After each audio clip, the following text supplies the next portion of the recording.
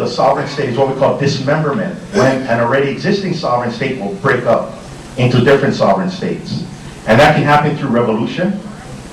Okay, like the United States of America, they were British. They weren't American, they were British. They revolted, they succeeded, then they became American. Prior to that, George Washington was a British subject. After that, when he succeeded in the revolt, he was an American citizen. Another form of dismemberment is also decolonization. India dismembered itself from Great Britain through the actions of Gandhi, yeah? And civil disobedience and so forth, forcing that separation through decolonization, thus becoming an independent state. Now, whenever you talk about colonization, right here, you always use the word self-determination. Self-determination is a process by which a colony becomes an independent state. Okay? Not losing you guys, though. Okay. Everybody's going back to school. Now, this is a current example, contemporary example of dismemberment of a sovereign state. Today we have Bosnia, Herzegovina, Croatia, Slovenia, Serbia, now possibly Kosovo. Okay? What country existed in whole right here in the 1990s that broke up and dismembered through revolt? Former Yugoslavia. Okay, so that's an example of dismemberment. So you guys, are you starting to understand how international law works? The basics of it regarding states? Now we can get to Hawaii. Okay, Hawaii's history with this backdrop. Now in 1842, Kamehameha III as a constitutional monarch, okay, Hawaii's inherent sovereignty back then was a monarchy. Okay, that was its form of inherent sovereignty. Well, he appoints 3 representatives to secure recognition of Hawaii as an independent and sovereign state. This is back in 1842. The only sovereign states that existed at that time were European, okay, or European originated, like the American colonies or the Spanish colonies in Mexico and the Portuguese colonies in South America.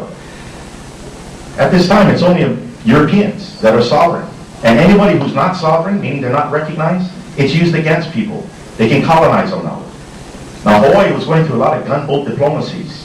The French were coming around, you know, pushing their way. The British was about to come around. The Americans, Hawaii had no alternative but to pursue the recognition of its independence as a sovereign state, so that in case your government gets overthrown, you still have your country. If you don't have sovereignty, your government gets overthrown, that's all you had was inherent sovereignty. You're not colonized. Now it's somebody else's external sovereignty over you. So Kamehameha appoints 3 representatives, and the recognition has to come from the 3 naval powers of the world at that time circling the Pacific: the United States, France, and Great Britain. So these 3 representatives, first is Timoteo Halilio, William Richards, and Sir George Simpson. Their job is to get recognition from these 3 countries. But Sir George Simpson is not going to go with Halilio and Richards to America. They're going to first stop over in Washington, D.C., and then go to Europe and get it from France and Great Britain. The reason why Sir George Simpson is not going to go with William Richards and Halilio is because Great Britain almost went to war with America for the 3rd time. This is in 1842 over Niagara Falls. There was some dispute going on, and it was very tense. So Sir George Simpson said, you succeed in America, I will meet you in Great Britain, and I will open the doors to Queen Victoria. But it depended upon Halilio and Richards going to Washington, D.C. and securing the recognition from President John Tyler. Now at first when they went to Washington, D.C., President John Tyler did not, well not John Tyler, actually it was the Secretary of State refused to acknowledge Halilio as an ambassador. Anybody know why? Dark skin. Slavery. Okay? He refused to acknowledge them. Now that posed a problem to the Hawaiian diplomats because they still got to pursue the recognition. So they met up with a representative in Congress called John Quincy Adams. He's colorblind. Remember Amistad? He's colorblind. So what he wants to do is he's going to help out the Hawaiian diplomats. So they have a party, invite some senators, and they start a rumor. Okay? That if America doesn't recognize Hawaii as a sovereign and independent state, it's going to give itself to Great Britain as a protectorate. That very next day, they're meeting with President John Tyler in the Oval Office. John Tyler says, you got recognition. Do not turn that British. So with that implied recognition, they then proceed to Europe, And on March 17, 1843, King Louis Philippe of France recognizes Hawaii's sovereignty. Followed the very next month by Queen Victoria of Great Britain, recognizing Hawaii's sovereignty. Hawaii now has the word of recognition, but not the explicit recognition. They want something written. And they're able to get that on November 28, 1843, at the Court of London in Great Britain. King Louis Philippe of France and Queen Victoria, through their ambassadors, formally recognized Hawaii as a sovereign and independent state. Hawaii is now the first non-European nation to be a recognized state in the family of nations. Now this day, November 28th, was recognized as a holiday in Hawaii. La Kuokoa. La is day. Kuokoa is independence. So Independence Day. So the Independence Day of the United States is July 4th. Independence Day for the Hawaiian Kingdom was November 28th. People did not celebrate 4th of July in Hawaii.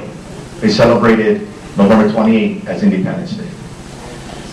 Now Hawaii could enter into these treaties with other sovereign states.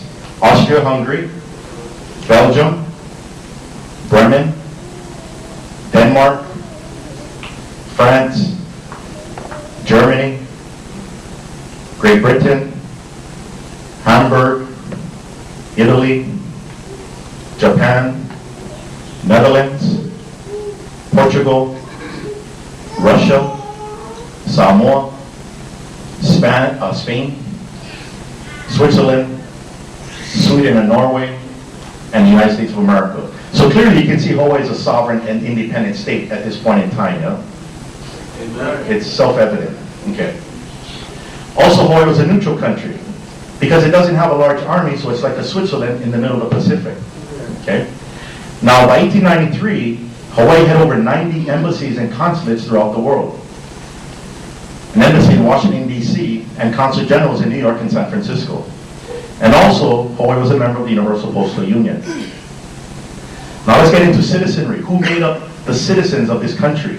A lot of times when you think about Hawaiian sovereignty, people think native. Actually, Hawaii is multi-ethnic. Native is an ethnicity of a particular nationality. It wasn't exclusive of that nationality or citizenship. You know, because locals, we tend to use the words interchangeably when they're actually not interchangeable, like ethnicity versus nationality. And I remember, and this is local people know this, I remember back when I went to Kamehameha during the summer, I used to work at Dole Cannery when it was a real cannery. You know, I used to apply, and it would ask me, what's my ethnicity? I put Hawaiian, Chinese, Caucasian. And then it says, what's my nationality? Two times, Hawaiian, Chinese, Caucasian. It wasn't until I joined the Army that the sergeant said, you put American there. Oh, that's what nationality is, citizenry. Gee, people in Hawaii, we think we're the United Nations, you know. So the citizenry back then was comprised of what we call Hawaiian subjects. Now the term Hawaiian is a nationality, it's not an ethnicity. Okay, it's a nationality. Subject because Hawaii back then, okay, was a Hawaiian kingdom, was a monarchical system. So you had 48,000 Hawaiian subjects. Well, according to the Hawaiian census by the government, you had Aboriginal Hawaiians, pure part, that's 40,000. And they use the word Aboriginal. Okay? A case in point in how that's used, if you look at, if you have a chance, go to the website of Kamehameha Schools, ksbe.edu, and look up the will of Bernice Pauahi Bishop. Okay, that was signed in 1884 by Bernice Pauahi. She says financial aid will be given to those Hawaiians of Aboriginal blood, pure part. Does that make sense? You see how she's using it? Because not all Hawaiians are Aboriginal. It also included Portuguese, 4,117 of them, Chinese and Japanese, other white foreigners and other nationalities. So it wasn't just Aboriginal, but Aboriginals did hold the majority of the citizenry, but it wasn't exclusively Native or Aboriginal. And that's why Bernice Pauahi's will was worded that way. Now if you read the will today, without knowing this, it sounds kind of redundant. Hawaiians of Aboriginal blood. Well, aren't Hawaiians Aboriginal? Why are they using it in that way? It's because in the 1880s, Hawaiian is a nationality. It's not an ethnicity. Now, United States intervention. Now, this is where we're going to see what happened to Hawaii's sovereignty versus its government. January 16, 1893, United States military overthrows the Hawaiian government.